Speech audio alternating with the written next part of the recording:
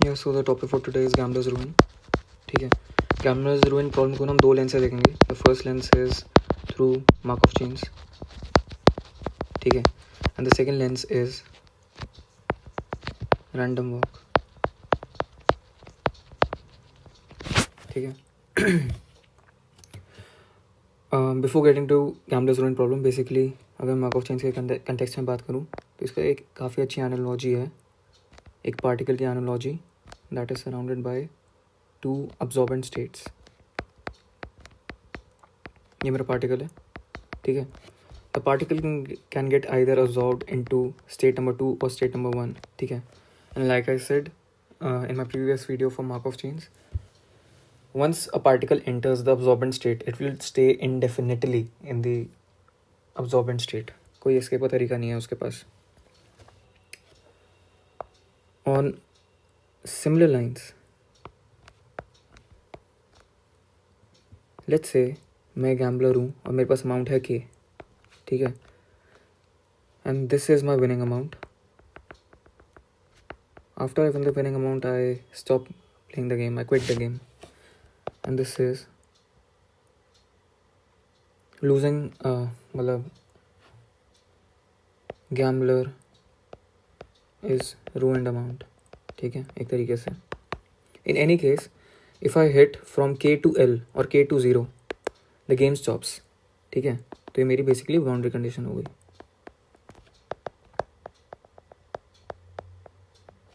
इस वाले केस में भी दो बाउंड्री या दो ऑब्जॉर्बेंट स्टेट्स थे. इसमें भी दो ऑब्जॉर्बेंट स्टेट्स हैं बेसिकली जहाँ पे मेरा गेम रुक रहा है. ठीक है, अब अगर मैं क्वेश्चन का एग्जांपल लूँ, दो गैम्बलर हैं M और N. ठीक है, M के पास शुरुआत में $1 है, N के पास $2 है. ठीक है, moreover probability in each bet of M winning,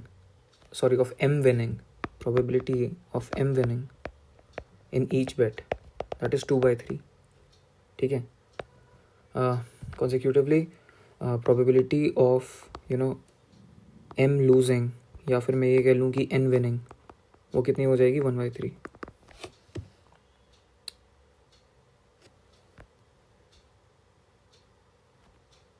winner gets +$1 from the loser.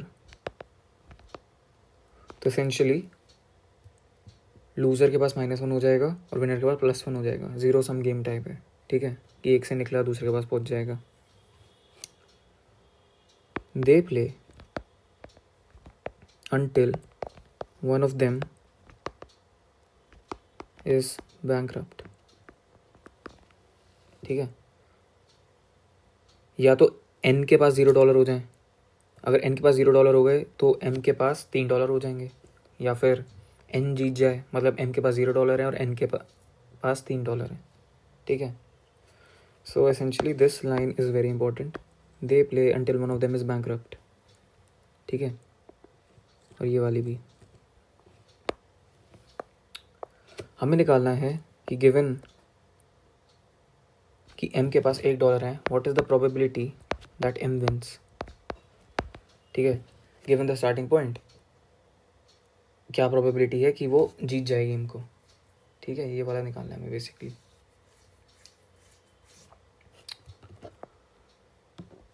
जैसे इस पार्टिकल का एग्जांपल है, मान लो कि यहाँ पे 3 है, यहाँ पे 0 है, ये कहीं यहाँ पे 1 पे खड़ा है.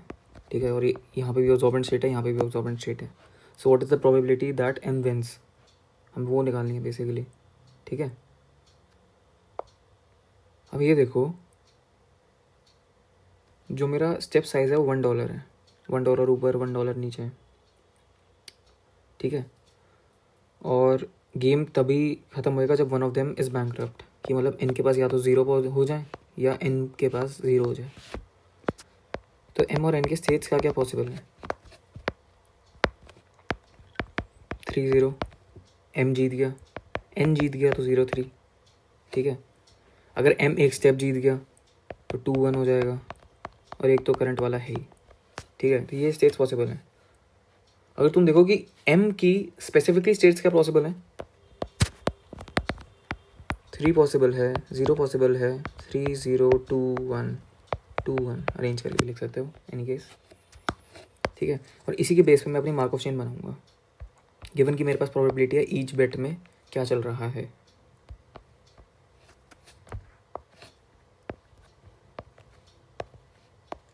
ज़ीरो, 1, 2, 3, ठीक है। देखो प्रेजेंटली ये वाला अमाउंट है इनके पास प्रेजेंटली। अगर एम हारा, जीतने की प्रोबेबिलिटी एक बेट में 2/3 थी, हारने की 1/3 हो गई, तो यहाँ से यहाँ 1/3 में पहुँच जाएगा। जीतने की प्रोबेबिलिटी 2/3 थी, ठीक है। अब मान लो उसके पास $2 का अमाउंट है, तो $2 से वो $1 पे भी हार के आ सकता है विद द प्रोबेबिलिटी ऑफ 1/3, ठीक है। अगेन $2 का अमाउंट है तो $3 पे पहुंच सकता है with the probability of 2/3, winning probability in bet is 2/3, ठीक है। अब देखो जो मैंने बोला था कि मेरी ऑब्जॉर्बेंट स्टेट्स हैं 2 और 3, एक बार वहाँ पे पार्टिकल रहेगा तो वहीं पे रह गया, वहाँ से कोई ट्रांजिशन नहीं होगा। सो the probability of transitioning from state 0 to 0 is 0, मतलब इज 1 बेसिकली, क्योंकि वो वहीं पे रह जाएगा, ठीक है। Also probability of transitioning from state 3 to 3 is also 1, क्योंकि बेसिकली 3 में एक बार चला गया तो फिर वहीं पे रहेगा, ठीक है। अब एक बार अगर 0 वाला अमाउंट रीच हो गया है, ठीक है, तो इसका वापस 1 पे जाना पॉसिबल नहीं है, क्योंकि उसके पास खेलने का अमाउंट ही नहीं है, ठीक है। तो ये वाला चैनल जो है ना, ये वाला नहीं बनेगा। मोर ओवर 3 से 2 पे आने का कोई चांस ही नहीं है, क्योंकि एक बार 3 वाला अमाउंट उसने अचीव कर लिया तो वो गेम क्विट कर देगा बेसिकली, ठीक है। सो ये वाला चैनल भी पॉसिबल नहीं है। नाउ इफ़ यू सी, ये और ये जो हैं ये मेरी अब्जॉर्बेंट स्टेट्स हैं, ठीक है। और ये जो बीच वाला है this is my transient state, ठीक है। इसको हटा देते हैं, ये बस बताने के लिए कर दिया मैंने in relation to the previous video, ठीक है। अब मेरे को ये बताना है बेसिकली कि given that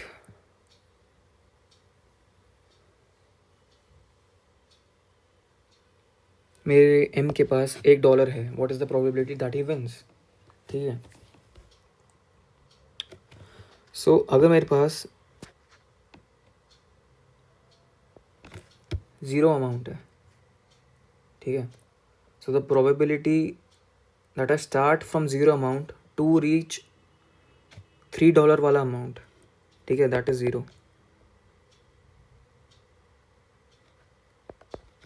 also the probability that I have, पहले 3 वाला कर लेते हैं, $3 वाला अमाउंट टू रीच $3 वाला amount that is certain that is 1, ठीक है। तो बेसिकली बोला जाए ये वाला जो था ये तो मेरी ट्रांजिशनिंग प्रोबेबिलिटीज़ थी, ठीक है, ये वाली, और ये वाली मेरी प्रोबेबिलिटीज़ हैं जो मैं रिइटरेट कर रहा हूँ। Reaching from 0 to 3, from 3 to 3, 3 पे पहुँचने का वो तो 1 ही प्रोबेबिलिटी होगी ना, 0 पे 3 पे पहुँचने का कोई तरीका ही नहीं है, तो उसकी प्रोबेबिलिटी 0 हो जाएगी। अब मैं बात करता हूँ अगर मेरे पास $1 का अमाउंट है, ठीक है, what is the probability that I am able to win, ठीक है। तो 1 से सिंगल स्टेप में ट्रांजिशनिंग के क्या क्या चीज़ें पॉसिबल हैं,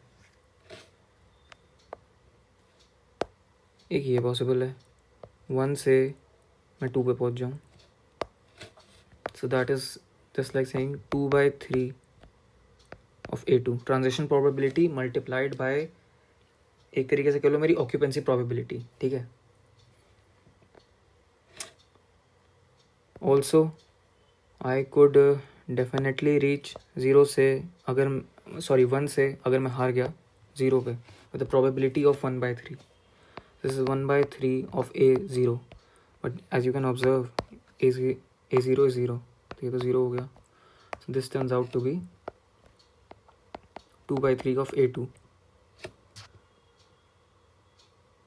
Moreover अगर मैं A2 की बात करूँ, A2 पे रह के मेरे जीतने के चांसेस क्या हैं, that could be either from 2 से 3 with the probability of 2/3 और 2 से 1 with the probability of 1/3.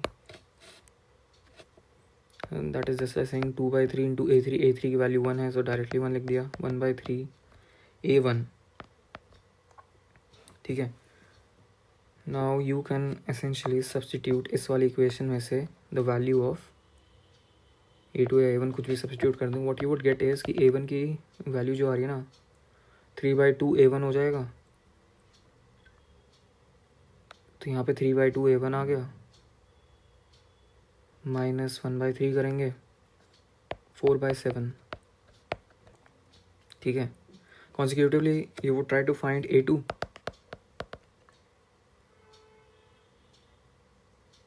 a2 would क्या 4/7 6/7. ठीक है. तो बेसिकली हमें इससे क्या मिला, the probability that m wins and it has $1 का अमाउंट इज़ 4/7. ठीक है. और probability that n wins is n के पास कितना था $2, तो $2 से विनिंग की प्रोबेबिलिटी क्या है 6/7. बेसिकली स्पीकिंग मैंने थोड़ा ही. Now the second lens that is random walk. Random walk के केस में ना थोड़ा जनरलाइज करने की कोशिश करेंगे.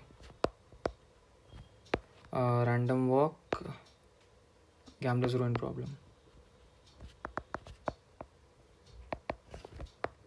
इस केस में ना बेसिकली जैसे रैंडम वॉक हमने पहले सॉल्व करने की कोशिश करी थी, तो उसके अंदर हमने यूज़ करा था जनरेटिंग फंक्शन का. जनरेटिंग फंक्शन का इस वजह से यूज़ करा था because we were considering infinitely many states possible. ठीक है. जैसे फिबोनाची सीरीज अगर मैं सॉल्व कर रहा था तो 0 से इन्फिनिटी ले रहा था. नॉर्मल रैंडम वॉक का केस ले रहा था तो -इन्फिनिटी से +इन्फिनिटी ले रहा था. बट गैम्बलर्स रूइन प्रॉब्लम में मेरा फाइनाइट नंबर ऑफ स्टेट्स है, so I would not be really using generating function.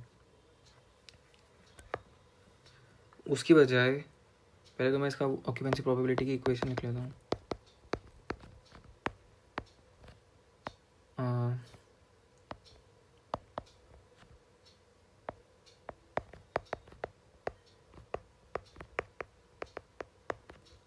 तो देखो ये जो ऑक्यूपेंसी प्रोबेबिलिटी ना, they are not only index by the states but also by the number of steps. Number of steps n+1 state m-1 m+1. ठीक है. So basically speaking they are not only indexed by time steps but also by the states.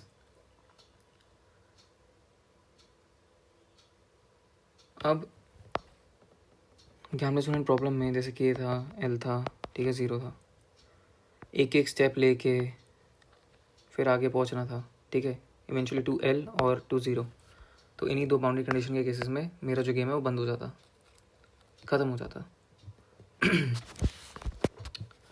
अब यहाँ पे issue क्या आया कि हर एक state की ऑक्यूपेंसी प्रोबेबिलिटी निकालना वॉज डिफ़िकल्ट, तो मैंने जनरेटिंग फंक्शन यूज़ करा. अब मेरी फाइनाइट नंबर ऑफ स्टेट्स हैं, सो मैं बेसिकली कि एक नंबर लाइन पे ये ना कंसिडर करते हुए कि k अमाउंट था, k+1 हुआ, k+2 हुआ या फिर k-1 हुआ फिर से, तो मैं डायरेक्टली इस वाले केस को ना विनिंग प्रोबेबिलिटी के टर्म्स में डिफाइन कर देता हूँ. Either in terms of winning probability और in terms of losing probability. The ultimate probabilities basically. ठीक है. Probability that the amount hits 0 before it 0. एक मिनट, इसको लिखने का भी तरीका है. Hits 0 ultimately before reaching l.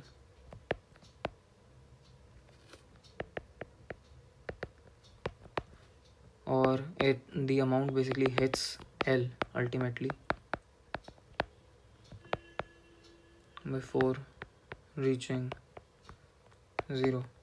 So this is my losing probability and this is essentially my winning probability. जो पूरा random walk through the lens of gambler's ruin problem through the lens of random walk है ना, उसको मैं या तो winning probability के terms में सॉल्व कर सकता हूँ या फिर मैं लूजिंग प्रोबेबिलिटी के टर्म्स में सॉल्व कर सकता हूँ. So in this case I would be using winning probability के टर्म्स में सॉल्व करने का.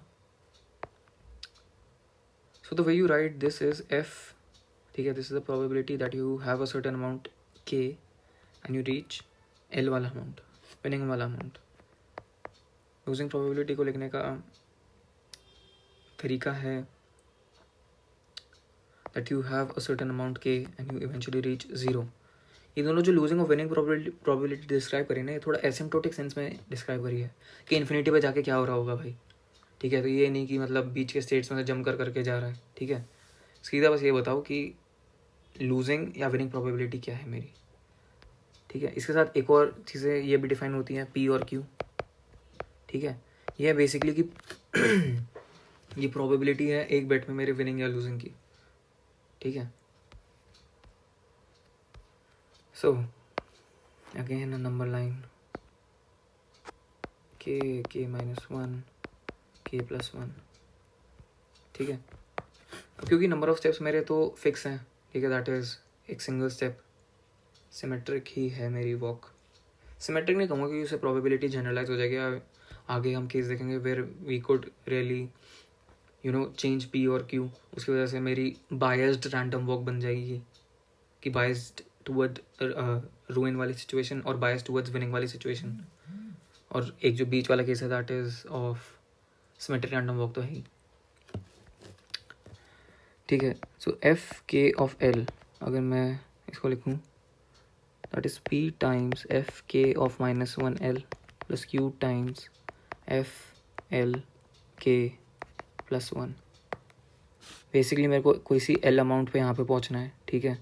सो k-1 से यहाँ पे आया, ठीक है, या फिर यहाँ से यहाँ पे आया, तो वाली प्रोबेबिलिटी मैंने ऐसे कंसिडर करके लिख दी है, ओके। ऑल्सो जो हमारी बाउंड्री कंडीशन थी, सबसे बेसिक वाली बाउंड्री कंडीशन तो हमारी यही थी कि अगर मेरे पास ज़ीरो अमाउंट है और मेरे को एल पे पहुंचना है तो उसकी प्रोबेबिलिटी 0 होती है। अगर मेरे पास एल अमाउंट है और मेरे को एल पे पहुंचना है तो उसकी प्रोबेबिलिटी 1 होती है। So basically speaking F0L plus FLL is 1, also P plus Q is 1, ठीक है। एक ही सिंगल बेट में विनिंग लूजिंग की प्रोबेबिलिटी का जो सम है दैट इज़ 1। अगर ये वाली इक्वेशन यूज़ करके मैं थोड़ा मैनिपुलेट करूँ इस वाली इक्वेशन को, I would get P plus Q FLK is P times FLK -1 plus Q times FLK +1, ठीक है। मल्टीप्लाई करो and try to rearrange this equation, what you would get is FLK minus FLK -1 and Q times FLK +1 minus FLK, ठीक है। Now I define another variable, ठीक है, JK को मैंने कुछ इस तरीके से डिफाइन करा, दैट इज FK -1LL। हमें L लिखना छोड़ दूंगा, ठीक है, ताकि थोड़ा इजी हो जाए लिखना। तो काफ़ी ज़्यादा लिखना है इसमें। तो ये जो मैंने वेरिएबल डिफाइन करा है इसकी वजह से ये वाली इक्वेशन हो गई मेरी PJK इज QJK +1, ठीक है। Now let me try to, पहले ये दोनों ना सेपरेट इक्वेशन लिख लो। ये इक्वेशन सेपरेट हो गई और ये इक्वेशन सेपरेट हो गई। अब इन दोनों को ना इटरेट करना शुरू करो। जे अगर मैं k = 1 सप्लाई करूँ, f(1) minus f(0), सो f(0) जो है मेरा, यहाँ से देखो दैट इज 0, ये तो 0 हो गया। So this is f(1). k = 2 करो, j(2) is f(2) minus f(1). f(1) को मैं फिर से क्या लिख सकता हूँ, j(1) लिख सकता हूँ मैं। सो f(2) is j(2) plus j(1), ठीक है। इसी क्वेश्चन को अगर मैं रीअरेंज करके लिखूँ इस वाली को, तो I would get j(k) plus f(k -1) is f(kl). Eventually, if I try to generalize it, I would get f(k) is basically, summation of ji, I equals to 1 से लेके के, ठीक है। एक इक्वेशन मेरी ये आई। ऑन दी अदर हैंड अगर मैं इसको इटरेट करना शुरू करूँ, के इक्वल्स टू 1 मैंने सप्लाई करा, so p j of 1 is q j of 2, ठीक है। और पी के इक्वल्स टू 2 अगर मैं सप्लाई करा, P j of 2 is q j of 3, ठीक है। यहाँ से J2 की वैल्यू अगर मैं निकालूँ, so that is P by Q, ठीक है। P by Q of J1, ठीक है। इसको यहाँ पे सब्स्टिट्यूट कर दूँ तो P बाई क्यू का जो स्क्वायर है मल्टीप्लाइड बाई J1 इज मेरा J3। जनरलाइज करो इसको, JK is equals to J1 P by Q K minus 1, हाँ, ठीक है। Now use this equation, equation A and equation B, ठीक है। So what you would get is f of k is equals to j of 1, और इस summation दे रखा है i equals to 1 से लेके k तक का q by p of i minus 1। अगर तुम इस चीज़ को ध्यान से देखो ना, जीपी की सीरीज़ है, जीपी की सीरीज़ है, डायरेक्ट फॉर्मूला मारो जीपी का, जो हमने 10th वगैरह में पढ़ा था, जो भी,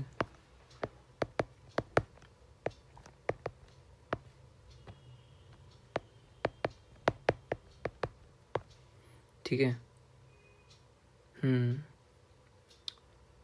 अब इसके अंदर बस एक बाउंड्री कंडीशन लगा दो, ठीक है, जहाँ पे k इक्वल्स टू l वाली बाउंड्री कंडीशन, तो मेरा f l हो जाएगा बेसिकली, वो 1 के बराबर है, तो मेरा J1 जो आएगा ना वो बेसिकली 1 आ जाएगा। इफ़ J1 इज़ बेसिकली 1, तो मेरी f k l, my probability of winning is ये,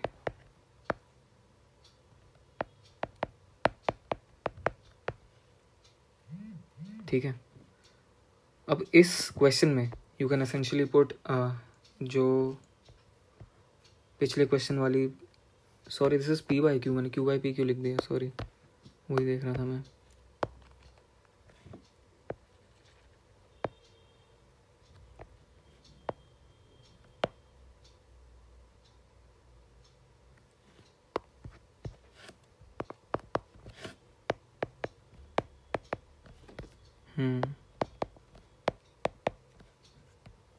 ठीक है। अब इस क्वेश्चन में you can essentially substitute p as 1/3, नहीं p एज 2/3, विनिंग नहीं, p तो 1/3 आएगा ना। पिछले वाले क्वेश्चन में विनिंग प्रोबेबिलिटी मेरी वो थी ना 2/3, ठीक है। सो दिस वुड बी 2/3, ठीक है। और k को तुम 1 रख लेना, क्योंकि तुम्हारे पास स्टार्टिंग अमाउंट $1 था m के पास, और l मेरा 3 आ गया। So what you would get is, जो मेरी विनिंग प्रोबेबिलिटी है ना, दैट इज अगेन 4/7, जो कि मेरी m की निकाली थी मैंने, ठीक है। And we are done here. In the next video हम p और q को थोड़ा मैनिपुलेट करके देखेंगे, so that we get a biased random walk, ठीक है।